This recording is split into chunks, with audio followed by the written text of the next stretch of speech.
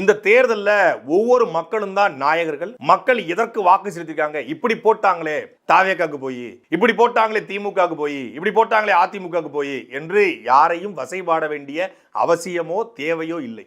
மக்கள் எப்படி வாக்கு செலுத்துறாங்க அப்படிங்கிறத உண்மையிலேயே யாராலும் கணிக்க முடியாது. தமிழக வெற்றி கழகம் 107 தொகுதிகளுக்கு மேலாக இவ்வளவு பெரிய வாக்குகளை வாங்கியிருப்பதற்கு விஜய் என்கிற ஒரு நாயக பிம்பம், ஒரு ஹீரோ ஒர்ஷிப் எவ்வளவு முக்கியமான காரணமோ அதுக்கு சற்றும் குறைவில்லாது திமுக ஆட்சியின் மீதான அதிருப்தி மிகப்பெரிய காரணம். தொடர்ச்சியாக 4 முறை வென்ற, 6 முறை சட்டமன்றத்தில் சென்னையில மட்டுமே வென்ற தமிழ்நாடு முன்னாள் முதலமைச்சர் ஸ்டாலின் அவர்கள் கொளத்தூர் தொகுதியில தோல்வியை தழுவிருக்காரு. சென்னை தங்களுடைய கோட்டை என்று சொல்லப்பட்ட திமுகவோட கோட்டைக்குள்ள ஒரு பெரிய ஓட்டை விழுந்திருக்கு. அந்த ஓட்டையில 2 படகு மட்டும் தான் தப்பிச்சு போகுது. சேப்பாக்கத்திலையும் சேகர் பாபு 2 பேரும் தான் தப்பிச்சு போறாங்க. உதயநிதி ஸ்டாலின் அவர்களும் சேகர் பாபுவும் பார்டர்ல பாஸ் ஆகி வெளியேறியிருக்காங்க. மீதி 14 இடங்கள்ல தமிழக வெற்றி கழகம் ஸ்வைப் மொத்தமா சென்னையை கைப்பற்றிருக்காங்க.